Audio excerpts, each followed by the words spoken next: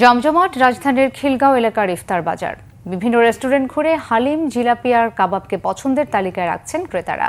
দরদাম নিয়ে মিশ্র প্রতিক্রিয়া তাদের, তবে ব্যবসায়ীরা জানান দাম একটু বেশি হলেও পরিচ্ছন্ন আর স্বাস্থ্যসম্মত ইফতার সরবরাহের জন্য এখানকার ইফতারে সুনাম রয়েছে। ওবায়দুল্লাহ মামুনের প্রতিবেদন।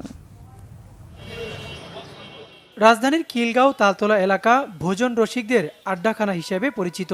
রাস্তার দুপাশ জুড়ে সারি সারি আধুনিক হোটেল, রেস্তোরাঁ আর ক্যাফে। রোজায় এসব হোটেল রেস্তোরাঁ বন্ধ, তাই বিকেলে হরেক রকম মুখরোচক ইফতারের পসরা সাজিয়ে বসেন ব্যবসায়ীরা। রোজার সময় মালিবাগ চৌধুরীপাড়ার পল্লিমা সংসদ থেকে তালতলা মার্কেট পর্যন্ত জমজমাট হয়ে ওঠে ইফতার বাজার। এমনিতেই ভোজন রসিকদের কাছে জায়গাটি প্রিয়। রোজায়ও এখানকার ইফতার বাজার গমগম করতে থাকে। রাজধানীর নামিদামি হোটেল, রেস্তোরাঁ, ফাস্টফুডের আউটলেটে এ সময়ে থাকে বাহারি সব ইফতার। নানা রকম ভাজাপুরির পাশাপাশি হালিম আর জিলাপির চাহিদা বেশ। তার হাইজেনিক মেনটেন করে এবং তার গুণগত মান এবং সেটা হচ্ছে প্যালেটেবল হয়, সুস্বাদু হয়।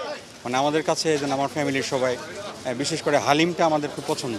ছোট থেকে বড় ছেলে গুলবাগে, তো আমার বাসা এই পাশেই, হ্যাঁ।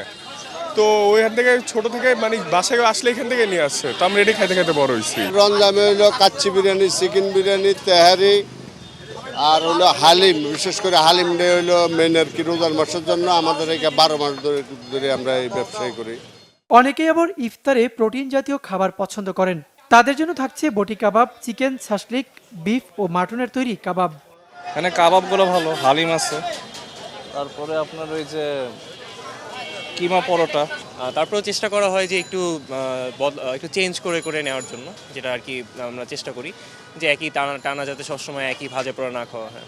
আমাদের কাবাব আইটেম আর হালিমটা, জিলাপিটা এগুলো বেশি চলে, সাস্তিক। এছাড়া ইফতারের সঙ্গে ডিনার হিসেবে কাচ্চি, বিরিয়ানি, তান্দুরি চিকেন, ফিরনি, কিমা, পরোটা, তেহারি, রোস্ট, চাপ, গরুর ভুনা, খাসির ভুনা এ জাতীয় খাবারও বেশ চলছে। ওবায়দুল্লাহ মামুন, বাংলা ভিশন, ঢাকা।